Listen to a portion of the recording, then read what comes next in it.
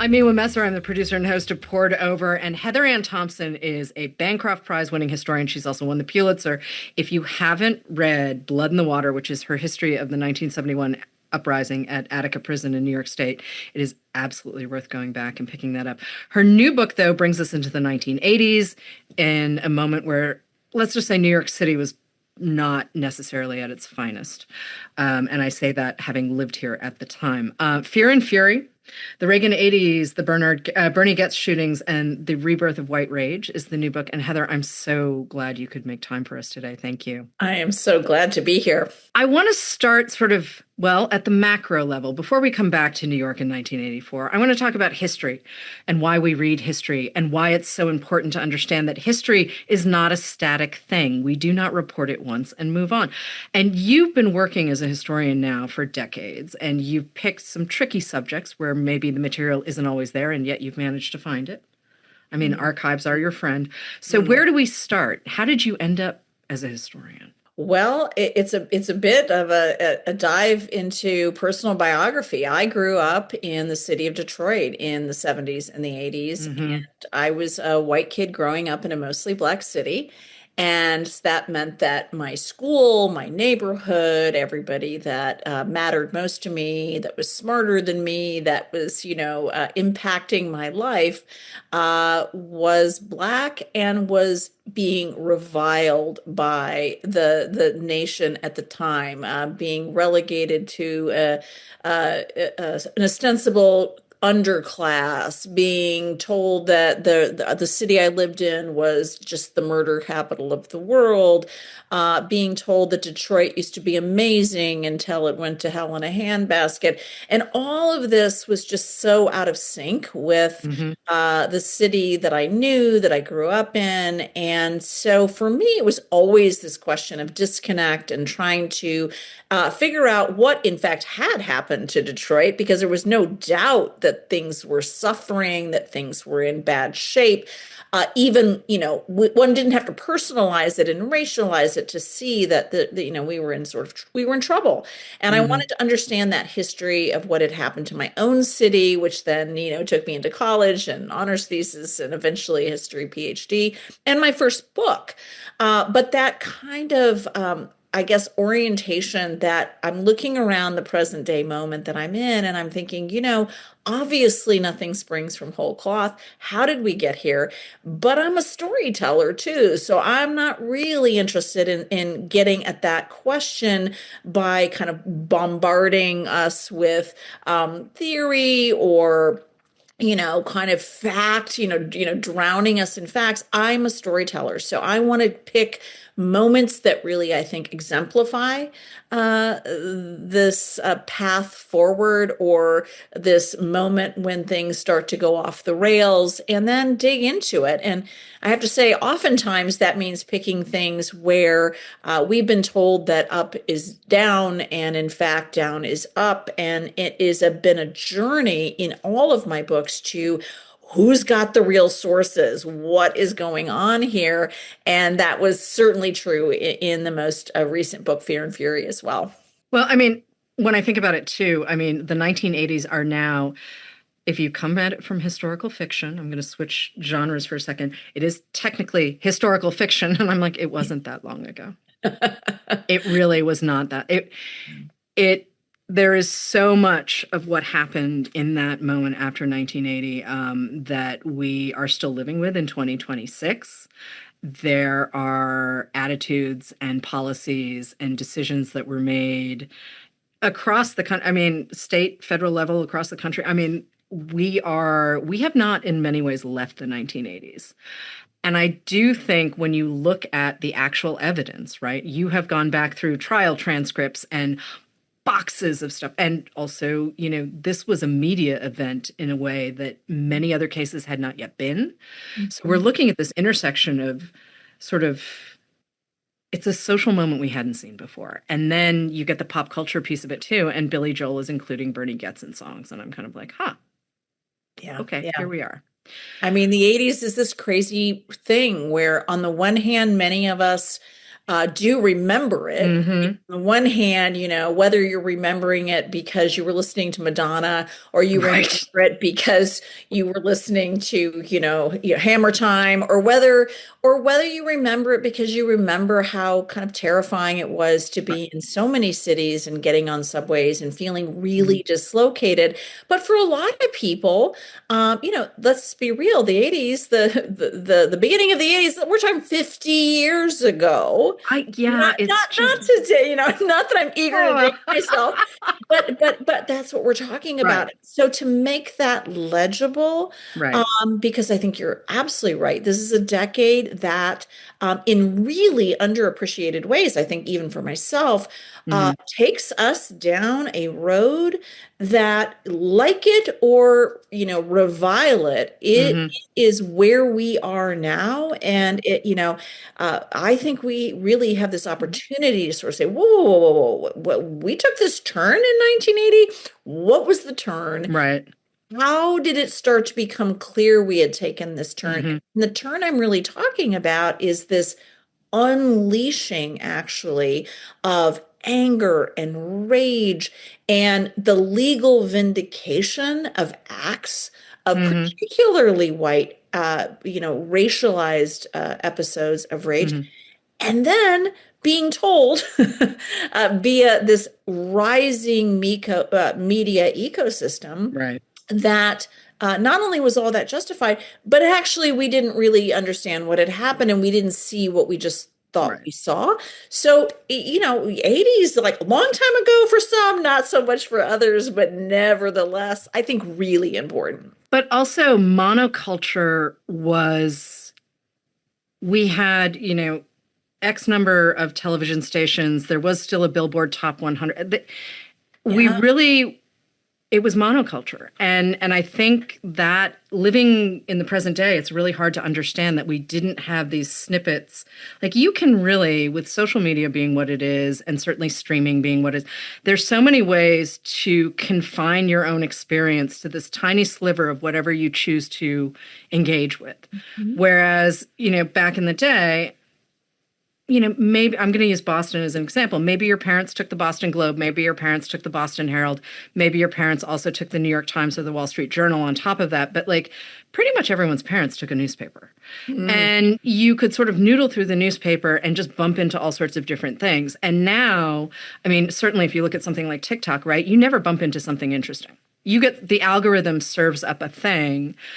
And to experience sort of physical media in a different way, Yeah. right?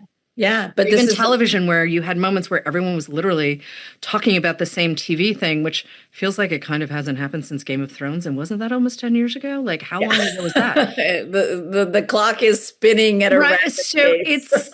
and I just sort of want to lay the groundwork for the conversation we're going to have, because also, if you think about sort of the way the South Bronx was presented to the rest of the world on the news, in the newspapers, on the radio, in music, film, what have you, the South Bronx was a really complicated place where poverty and the lack of jobs and like everything that was happening across America happened Yeah. at a higher scale and a harder level in the South Bronx than it Yeah, did. I think that's right. And then this monoculture that you mentioned is so critical as a point of Hmm. departure because, you mentioned, growing up in Boston, parents taking either the Hmm. Tribune or the Herald. Right. What is going to be so significant is that the people who ran the Herald end up understanding that Right. dominating the media culture in a very particular direction is going to be Hmm. the key to inheriting the future. And we can Yeah. talk about what that future really meant for people and look like, Hmm.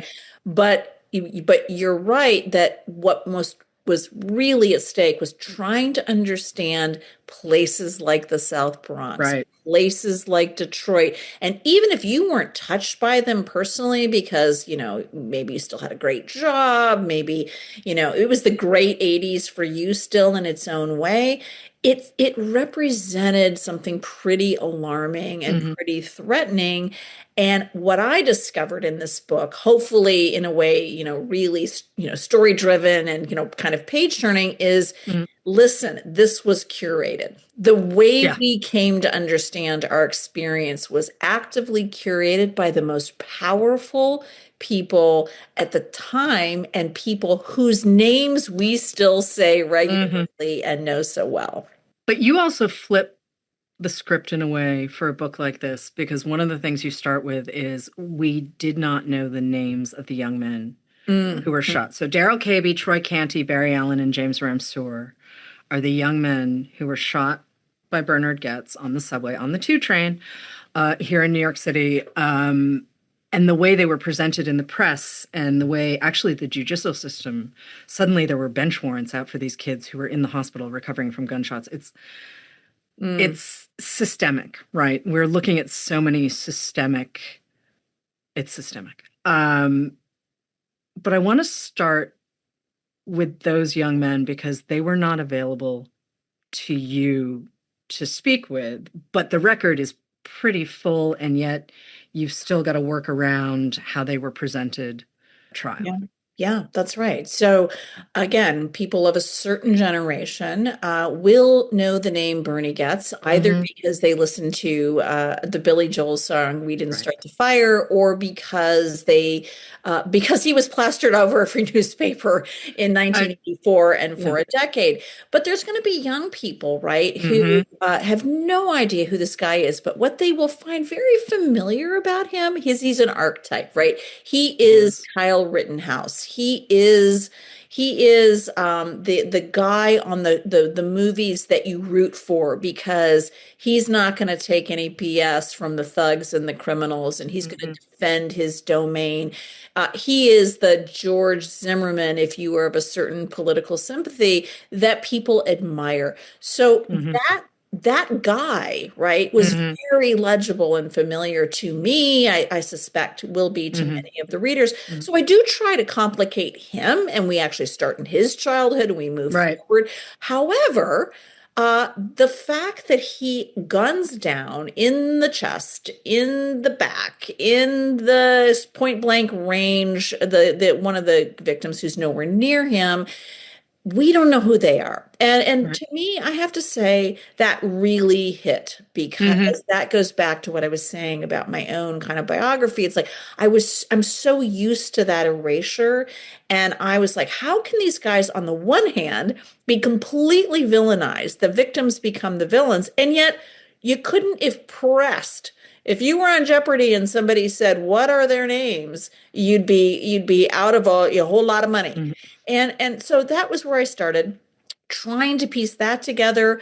Yes, they're in the trial transcripts. Yes, they're in the trial, but the way they're portrayed and Hmm. the way that the media portrays them. So this required going back to, like, I'll just share one quick Yeah, anecdote. please.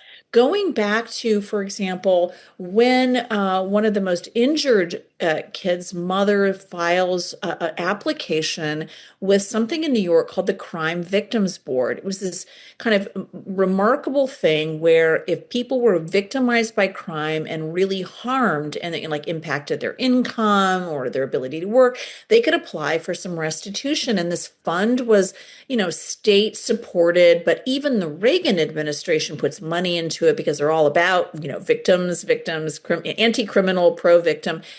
And to watch this paper trail unfold, which gave me all kinds of information about the family, but also to watch the acrobatics, the sheer acrobatics that this board goes through to determine that this kid who is now brain damaged and paralyzed will not get a single dime Hmm. because he is, as they put it, not a victim. He is the criminal, and Hmm. he deserved, in effect, he deserved what he got. So it was through these sources that were kind of fringe, if you will, or Hmm. the probation report, of Right. Right. Bernie Getz, like these fringe things that told such incredibly, alarming and disturbing stories, but important Mhm. stories that I think the broader record had completely obscured. And a lot of this material isn't digitized. You can't just go click, click on the internet. I mean, Right. Right. There are some folks who believe that the internet is the public record of, the only public record, but sometimes you have to go chasing after paper. I mean, you certainly found this with Blood in the Water. There was material in the New York State archives that came from the New York State Police that no one had seen before that you were able to get a hold of, and boxes and boxes and boxes of material in the basement of a courthouse in Yeah. Buffalo. Yeah. That then disappeared. Right. But at least you were able to Yeah. access that material at the time. And this is where I would argue that, being able to sit with people's handwriting or documents that are clearly becoming fragile with age because of paper rots, right? Yeah. Like we Yeah. can't count on digitization to hold everything. Like link rot is real, right? Like the internet now is not what the internet was 10 years ago. It wasn't what it was 5 years ago. Certainly was not what it was in 1984 when computers were the size of a room and everything ran off of punch cards, and the internet kind of was maybe in the back of some academic lab at Stanford or something. I mean, it's when you think the about archive is key. I mean, right. and in part because, and this is the good news for readers, Mm-hmm. in part because it is the best of being an investigator. Yeah. You're not creeping around behind, houses with the cameras, but in effect, you are creeping around in the, kind of the detritus of the moment and Mm-hmm. pulling, it's like going through garbage, right? Like what did people throw out? What did they think was important?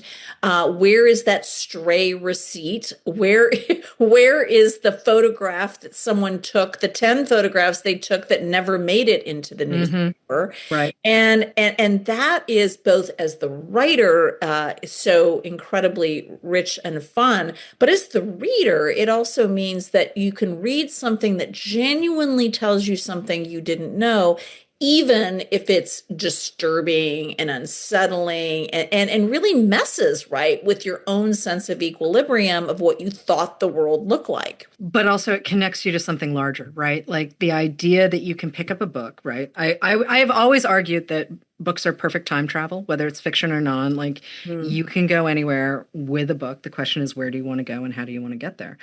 But the idea that I could sit down with Fear and Fury, and I was not a little kid when all of this was happening. So, but at the same time, when you're an adolescent, you're processing information differently. Yeah. And, my own dad left New York in late 84 and moved to Maine. Mm-hmm.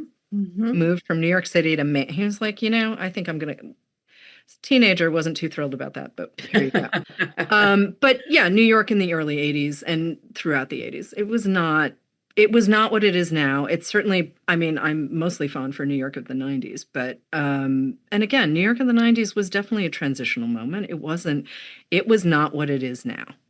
Mm-hmm. And so to be able to ground yourself in that landscape and in what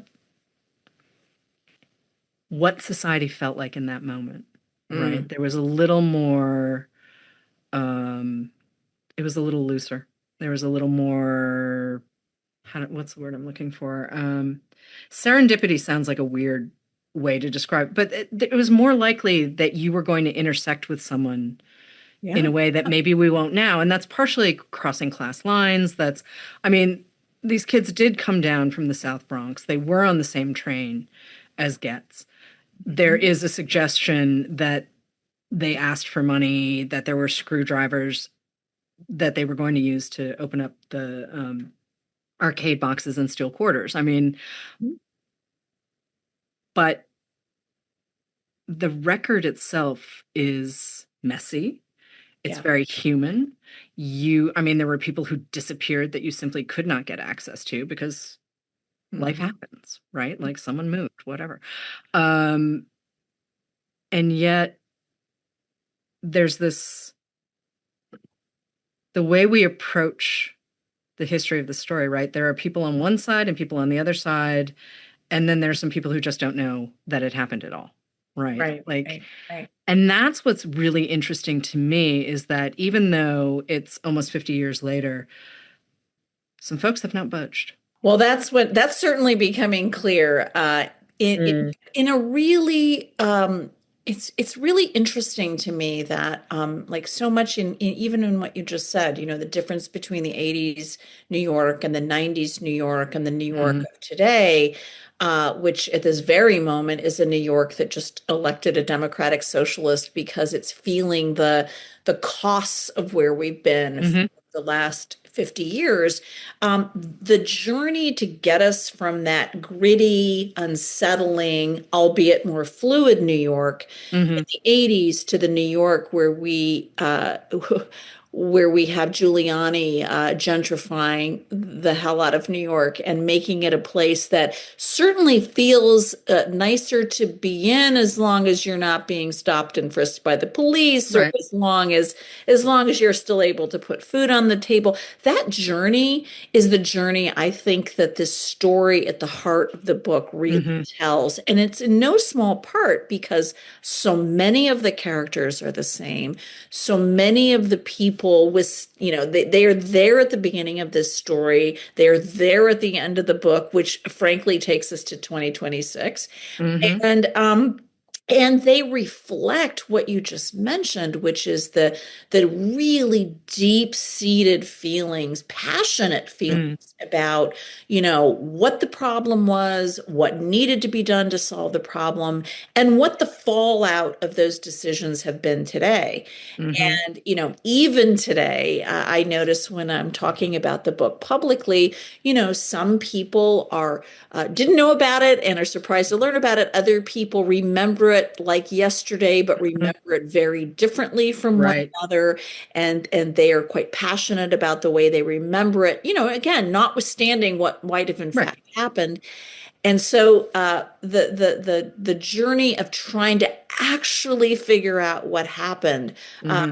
no one is a pure oracle of truth, but one thing is really interesting that you can do when you really start digging in those trash Hmm. cans is you can piece together what is rational and makes sense based on Hmm. corroboration, Right. based on forensic evidence, Hmm.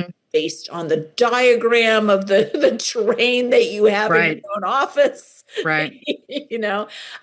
And that's the part that's kind of I think that we need to do a little bit more as a society and Hmm. just that excavation. But context is takes a little time, Hmm. and context is messy. And so, what I discovered that was perhaps most alarming of all is that one of the things that we've abandoned over the last years, in maybe it is, as you mentioned, TikTok, maybe it is that more social Yeah. media moment. Context is hard to do in a 30-second It soundbite. is. Oh, Um, yeah, it is. but curating rage is Hmm. super easy to do in a, Hmm. in a soundbite. And there's a story of how we get here uh, Hmm. to this moment. And frankly, I would just throw out there, it'll help us if to understand really recent moments, like why is Trump using the imagery yesterday of the Hmm. Obamas he is? What work does he think that is doing for him? Or in Minneapolis, how can it be that, someone can be shot and all these videos are running and we know who this guy is and what he does for a living, and be told that something completely different Hmm. happened and have so many people believe it? We need to explain that, and I actually think we can. I don't disagree. I think media literacy, we're at a point too. You and I are taping right after the Washington Post has laid off a third of its staff, including its entire books team, which that's a choice.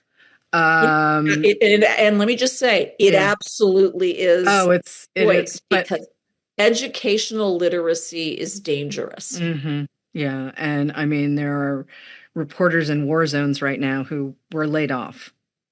Um, I think part of what I see, having read now Fear and Fury a couple of times, and this, I will say, delightfully not a fast read. I did, because there's so much for me to process as a reader. Moments that I recognize, moments that I didn't recognize, but this was not a race through it read for me. I wanted to linger. I wanted to challenge some of my own assumptions. But I think seeing, once again, I come back to Arthur Schlesinger's Cycles of American History. Um, but every time I sort of think, oh, we've made some progress as a society and a culture, it's like, oh, but we're back here again. Yeah. Oh, this again. And it's like, well, haven't we learned? Haven't we figured out a thing? I mean, the idea that, the Washington Post, which is partially how we know about Watergate and partially how Richard Nixon, was not allowed to continue on the track that he was going on, now has 12 reporters covering their Metro desk. I'm like, how do you even do that? Well, there was a moment, and you mentioning, Mm, really important, uh, famous historians like Schlesinger. I mean, mhm, there was a moment when there was so much optimism in the post-war period in America. mm, The moment when we were building, to be sure, an overwhelmingly white, but mm, nevertheless, an American middle class based on investing in the public good, mm, having things like a public coffer for home ownership and right. education and public health. And this is the generation that Schlesinger and other historians, and frankly, our politicians are moving in, and historians are writing about. Hmm. And there is we can put a man on the moon. We can send our kids to college, even if we are auto workers. We can buy a home in the suburbs, Hmm. even if we work as a checkout person at Yep. a local store.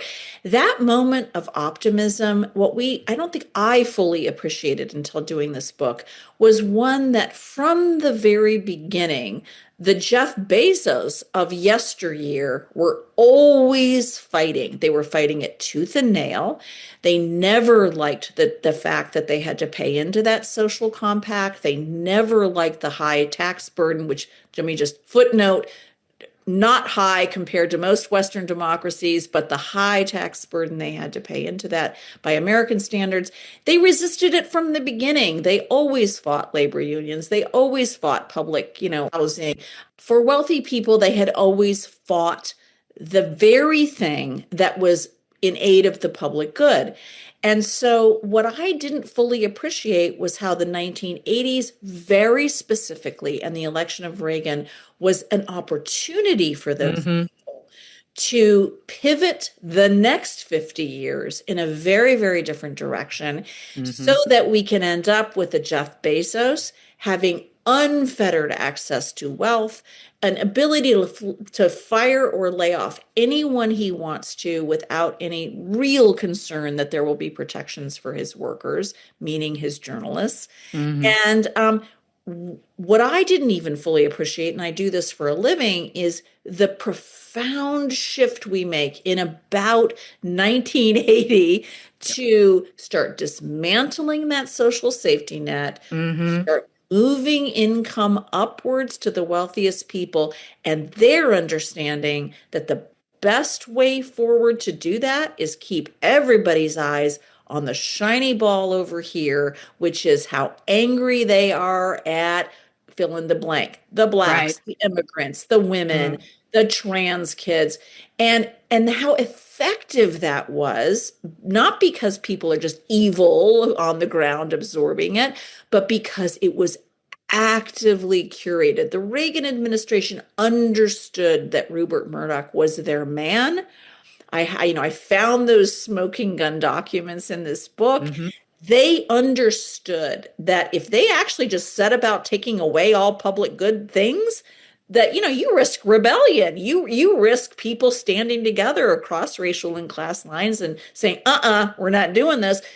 So it was essential to create that shiny new thing over here. Look over here, don't look here, so that Jeff Bezos can do what he is doing, laying off people when he has more money than anybody else. This goes back to the power of story, right? Like, this is really like, who gets to tell the story? How did they get to tell it? And to whom are they telling it? That's right. And I think when we look at sort of also the shift in the media landscape as well, like yeah, let's open the doors to as many people as possible. I mean, freelancers broke stories in Vietnam, right? Like, there are moments where you just need the person in the place at the time to catch the story. Like, if you've ever read All the President's Men, right? It's kind of a trip, that book. Or Daniel Ellsberg suddenly stepping up with the Pentagon Papers and being like, yeah, this is really wrong. This is just so wrong. We can't. And I think we're in a moment as a culture and a society where I think people are overwhelmed. I Mhm. think um, attention spans are maybe not where they used to be.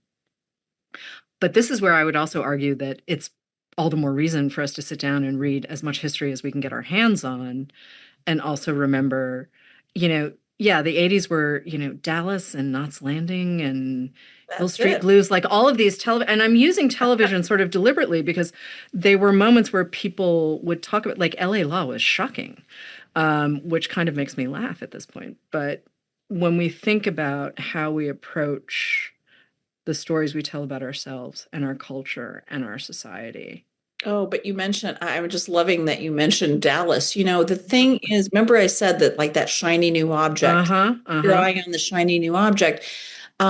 With this book, I talk a lot about popular media and popular culture Right. in this book. And so imagine that here is this moment when your local public hospitals and services are closing as the AIDS epidemic is now raging. Mm-hmm. Jobs are evaporating in the public sector, so an illegal drug economy is escalating with the Right. attendant danger.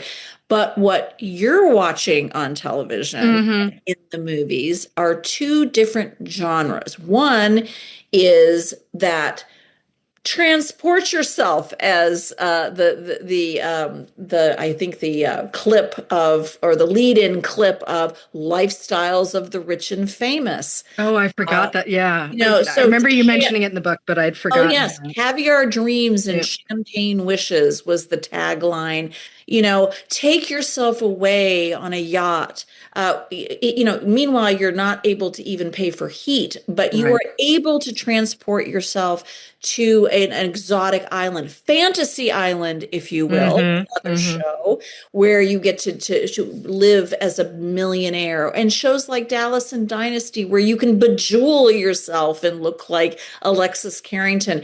And so the work that this is doing is saying greed is good. And Mm-hmm. not only that, you can attain it. And if you haven't attained it, then there must be something wrong with you. And of course, you're thinking, yeah, I'm tired. I guess there is something wrong with me. I don't have what it takes to be an oil tycoon, so that's one genre. But the other genre is, and meanwhile, because of the really, really lazy people and the people that just suck off the teat of the government, those people are making your life hell in the minute, in the immediate moment.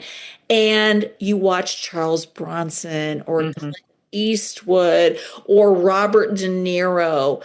who get to live out your revenge fantasies for you. You get to Mm-hmm. just gun them down. Well, the Bernie Goetz story pulls all of this Right. together, right? It is the moment of 80s greed in New York and Donald Trump, but it is also the moment of revenge fantasies come to life on the ground.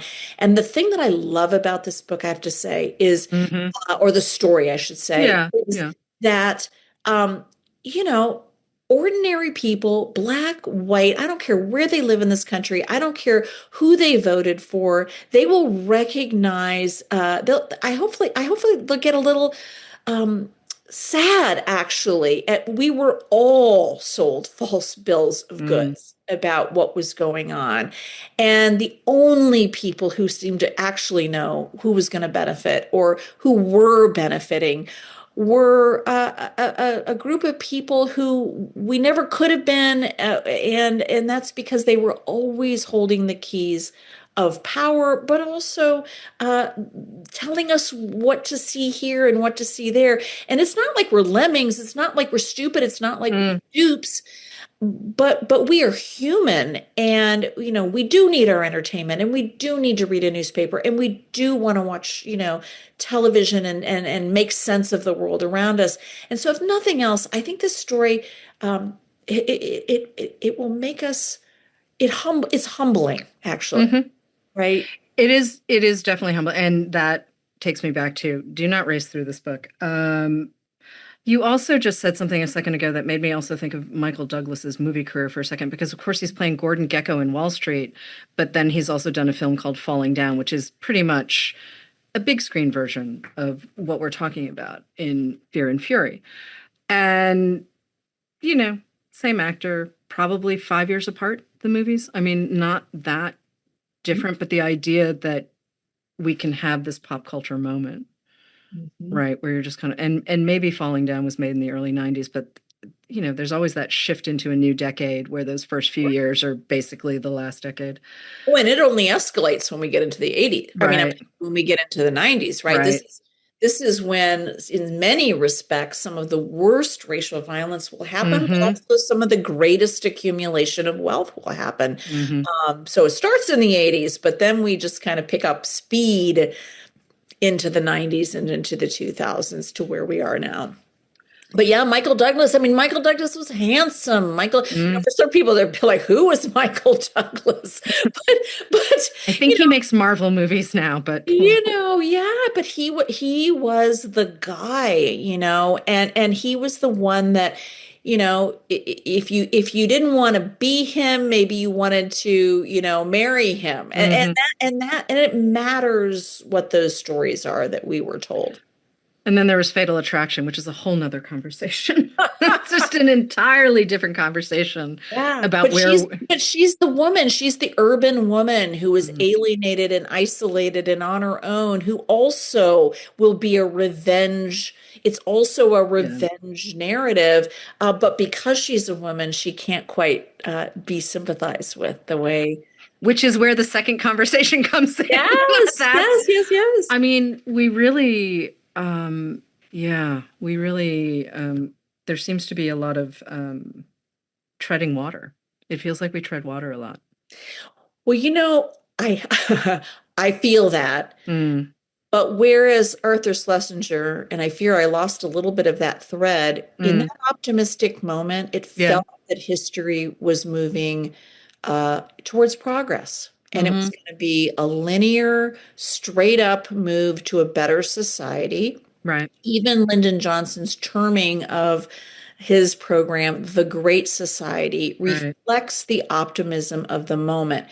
But what we now see is that when we took the turn and when we shifted the gear, um, what we were in fact seeing was that history is not linear. It is right. not going in one direction. And then if you look at the broader story of American history, it's always about a contestation for who's on top, a battle between ordinary people's desire to just be left alone, live their lives, raise their families, live in their homes, and get a job and put food on the table, and people whose sole mission it is to accumulate and to consume. And that kind of contest animates our history, in fact, all the way back, all the way back, and all the way through the teens, the 20s. So when I use the phrase now, like we've kind of returned to the Jim Crow Gilded Age, for non-historians, maybe that may seem like a bit much. But really, what I mean by that is when we come back to a moment where lynching is legally okay again, and when the richest people are the ones we admire and they can be unfettered, yeah, it has real resonance to the 19th century, but guess what? It won't stay that way because history is always about this, this back and forth and this contest. And I think it's going to be interesting to see where we are, this time next year and this time the year after. I think it's really hard sometimes to see when you're in a historical moment where there isn't, I mean, we're seeing things in America now that I was not sure that I would ever see in my lifetime, right? Oh yeah. Oh yeah. And The I am veil not, has been lifted. yeah, The veil is I am not, lifted. I am not alone in that. How did we get here? Um, but I read enough history to understand. But I think when there aren't these moments of spiky, trying to dance around it a little bit, it's hard to see when history is being made when there isn't a dramatic moment associated with it. Yeah. And all of this, we got here because all of these moments have been building over time, and sometimes they are dramatic and sometimes they are not, but they are still building. Well, one way to think about it, particularly Mm-hmm. for some of the readers that may come to the book who are, maybe they're in their 70s or their 80s, Mm-hmm. and they remember a time when their parents had gone through the Depression, Mm-hmm. or their parents had been through a pretty grim time of economic insecurity, and but also the heady times of World War II. And I think what there is something quite comforting in the knowledge that America has actually done a pretty remarkable job of, I would say, correcting or moving back to a better baseline when people just simply refuse to be baited and race baited, rage baited, and they're able to just say, wait a second, let's just be really clear here. We need some help getting back on our feet. So the New Deal doesn't come about because we have a revolution in this country. It doesn't come about because literal blood is flowing in the streets. It comes about because ordinary people basically say, enough, right? The economy is too much. And I have to say that if we can just get around this media misinformation cycle right now, and people can step away from things that don't make sense. I don't care what party people are in. I don't care. I mean, people just want to raise their children, right? They just want to be good to their own parents in old age. And that gives me, I have to say, some measure of hope, even in this kind of sea right now where people are feeling very hopeless, I think, on all fronts. Well, and fear, I mean, I'm going to go back to the title of the book for a second. Fear is a really easy thing to manipulate. Yeah, We've that's right. seen this in, listen, horror movies have their place in society too, but I think we're at a point where we are seeing sort of this massive scale of manipulation. And regardless of where you sit, right? Like, I mean, suburban, city, rural, exurb, it's just there's this idea that safety is out of reach. Yeah, yeah. And I And would love yet, I would love to see some people examine that. Let's put it. yes, yes. I would love Well, to see some folks examine that feeling. but the feeling of safety, and Hmm. this is so interesting to me as well. Like when we are asked, when anyone is asked, when we are pressed, when we, ask our grandparents, or if we were to ask ourselves or our children, what is it that makes you feel safe? And Right. actually, the answer is so quite simple, right? Hmm. You have to have a community that is resourced. Yeah. You have to have a community that has good schools, it has jobs, it has possibility. Young people have to have hope. And that's why, of course, those are the neighborhoods everyone wants to move to. Those are the schools they want to send their kids to. Those are what makes their parents happy, knowing that they won't end up in a horrendous home one day, but that they'll be, again, resources make people safe and secure. And what we kind of forget, I think, along the way in history is how we get off the track of remembering that and understanding that. And this story, and I hope it comes through not as, let's talk about the Tax Act of 81. I mean, there'll be moments in the book when I offer Hmm. context if people want to get into it, but mostly it is a narrative of four kids and one guy and all the supporting characters that are playing this out in real time that I think is going to resonate because that's the way this moment feels like. This is happening to ordinary people, and some of the big characters are still there. So I'm hoping that we won't have to like get into the nitty gritty to figure out what the solutions are. It's going to feel, I think, a little bit obvious to people, as you say, whether they're in the suburbs, whether they're in the cities, because this is not working for most people. As much as I would love to end the show on a very, very high note like that, because I do think it's important to remember that we are talking about humans and all of us. I do want to ask you about the book that you put aside. You were working on a book about the bombing of Move in Philadelphia in 1985, and you put it aside to work on this book. And I'm just wondering when you go back to that. Well, that book, I think it's a good news, bad news scenario. The good news is that had already been able to really be knee deep in the research for that book, and I feel pretty confident that I've done most of that, and I have already begun writing that. So I feel like I'm eager to return to it, and I will. But it is actually not a story that is somewhere out there, separate and apart from the other stories that I've already told, including this one, which is I'm always really interested in these moments that were so impactful at the time, that changed lives, changed political directions in our cities or in our nation. And yet we got them completely wrong. We didn't understand what was happening. And again, not because we are stupid or because we are just purely self-interested, but because of the way information gets withheld, stories are mistold. And in this case, imagine a situation where 2 full city blocks of an American city are bombed and left in ashes in 1985.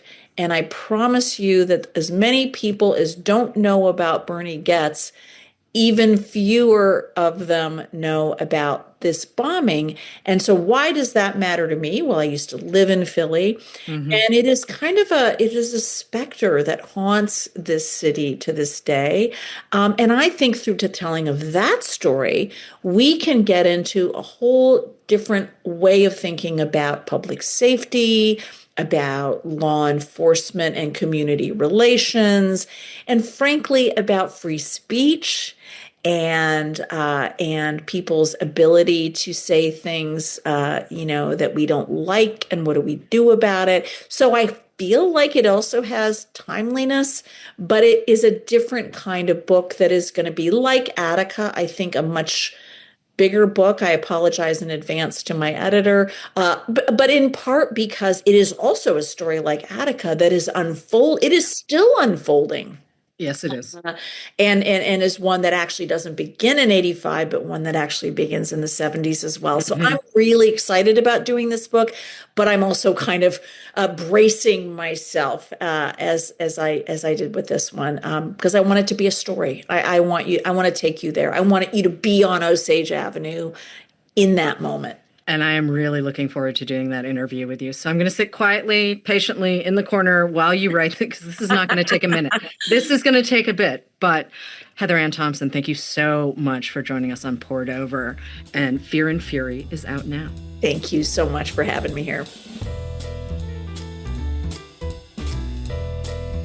Thank you for listening. Poured Over is a Barnes & Noble production. To help other readers find us, please rate and review the show wherever you listen to podcasts.